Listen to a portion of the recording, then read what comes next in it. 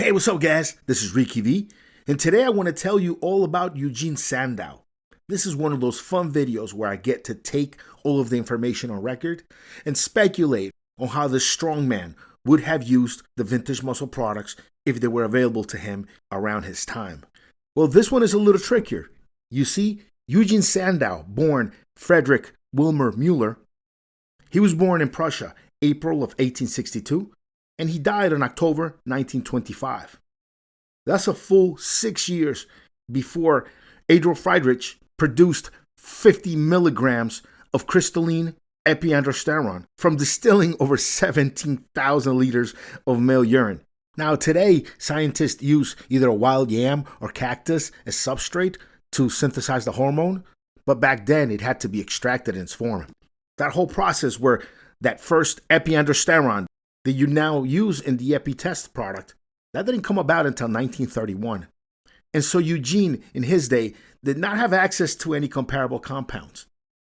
He did have access to some supplements, and lucky for us, he wrote and published a lot of books about his training. In some, he mentioned his diet. Now, this isn't a long video about Sandow. I did all the research, so you don't have to. I looked at Sandow's System of Physical Training book. That's the one with the blue cover. I looked at The Gospel of Strength, according to Sandow. That's the one with the orange cover. And what I found is that Sandow, like most of us, kind of evolved his meal plan and his way of eating over the years. There were times where he was doing about 3 meals a day. There were times where he was doing 6 meals a day. And the books that he published around that time reflected that. What is important to note about Sandow's diet is how broad and ample the diet is. And that you have to take into account that in Sandow's days, in the 1800s, just a couple years after the Civil War, pretty much everything out there was organic, grown in good soil. Definitely not what we have today. Definitely not what you see at your supermarket today. Back then, it was farm, the farmer, the land, the seed, the soil, the crops. Nice, whole foods. You didn't have to make a distinction whether your beef was corn-fed or grass-fed. Really, back then, all the beef was grass-fed. Sandow ate quite a bit of fish. And yes, there were plenty of fish in the sea. And no, not a lot of plastics. Not like today. No Exxon Valdez, no massive plastic in the middle of the Pacific. Just good, fresh-caught fish out of clean oceans. And back to the soil. The soil was not depleted. Today, industrial farming, we have to inject ammonia into the soil to get a good yield. And a lot of those produce just don't have the full range of vitamins, minerals that are beneficial and that we're really looking for. And while reading about Sandow's diet, that is the one thing that I did notice that I had to make sure to bring up in this video. Just the quality of the everyday foods that Sandow could get, stepping outside of his door at his local market, have delivered to him by helpers, even at that time. Remember, Sandow was an important guy, book publisher, entertainer. Now, guys, I'm not deviating from the subject here. That is an important observation that I made during my research for this video. I wanted to bring you some value, an actual real idea that could work, and acknowledging just the quality in nutrition in the foods you could find at a local market in 1860-something. It's important to note, if we're to somehow sort of recreate this supplementation, the Sandow supplementation in your lifestyle from the vintage muscle products, that needed to be said. Here's another thing that needed to be pointed out. And you can Google this, guys. The average testosterone levels for men today are much lower than they were 30 years ago. And some researchers speculate that they are much lower than they were 100 years ago. There's a really good chance that Sandow, his testosterone levels, were well beyond what you could even get today for maybe even TRT. Really. If we're to believe some of these latest studies, your own walking around testosterone levels that your doctor might consider to be normal, that your doctor might consider to be just fine, just normal for guys walking around today, those levels could be just low or low average in the 1800s. We know at least 30 years ago from studies that testosterone levels have been dropping.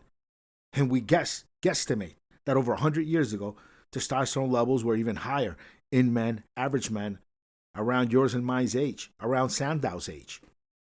Now, as far as supplements go, Sandow did use a supplement. he used something called plasmon, which was really the world's first milk protein. It was milk protein isolated away from the fat and the carbohydrates. Pure milk protein. Sandow loved this stuff and used it pretty much every day to enhance his nutrition. So that was Sandow's diet and supplementation.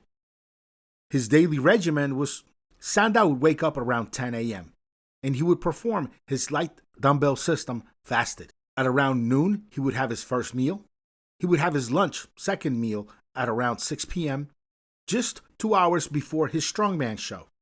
Then he would have dinner at midnight, and he would be asleep by about 2 a.m. As you can understand, he was a night performer. He had to be up and ready at 8 p.m. to entertain the crowds. There were no YouTube channels or videos to speak of at this time. Sandow had to see his audience, his fans, at 8 p.m. on performance night. How could you recreate that? Well, Sandow's books showing all of his light dumbbell series, they're out there. You could find them. Or you could create your own. And then at 8 p.m., instead of a strongman show, you could just have your regular weightlifting workout in the gym. Pretty simple. Light dumbbell series in the morning, fasted, and then your weight workout later on in the night. Now, that's a real simple way to recreate Sandow's training regimen.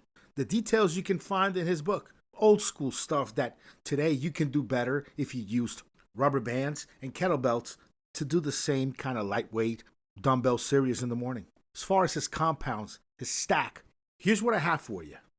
Plasmon was the only supplement we know Sandow to have used.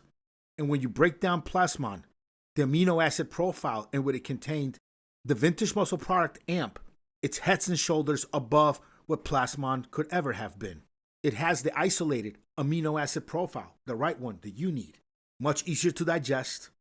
Just a superior product to what Plasmon could have ever been. AMP is going to take the place of that supplement that Sandow used.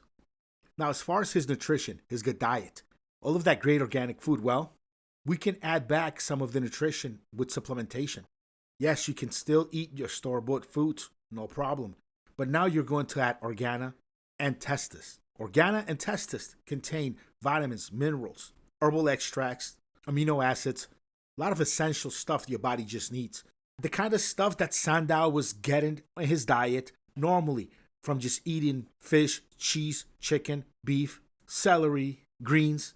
I could spend the whole video mentioning all of the different things that Sandow ate, and then pointing out the fact that since he was a performer, he would move to a new location every so often, and he would have to adapt his diet to the broad range of foods in that location. Different cheese, different fish, every time he moved from one coast to the other, from one country to another. Testis and Organa are going to be what you take every day, along with your foods, to add that additional nutrition. And the best way to try to simulate some of those higher testosterone levels that we believe Sandow had, because in his time with less environmental pollutants, men's testosterone levels were not dipping the way they are right now. So the best way to simulate that Sandow test is using rat mass. That rat mass is going to work as your testosterone base to just create more testosterone in your system than what you have right now. And just to clarify it, now here's the way to run the Sandow cycle, guys. Hear me out.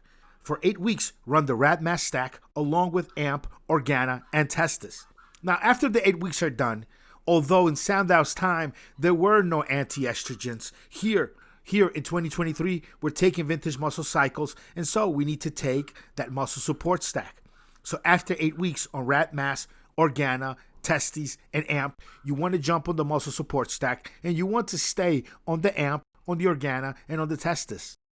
This is the way to do it, guys. This is the best recreation of Sandow's training regimen and cycle. And yes, we're adding rat mass. We're adding the 4-dehydroepiandrosterone in the rat mass. That's something that Sandow did not and could not have done in his time. He couldn't have used a different anabolic. It just wasn't going to work. It just wasn't available at the time. But he did have naturally higher testosterone levels just because at that time there was less pollution. So we account for that with the rat mass. Pretty nifty.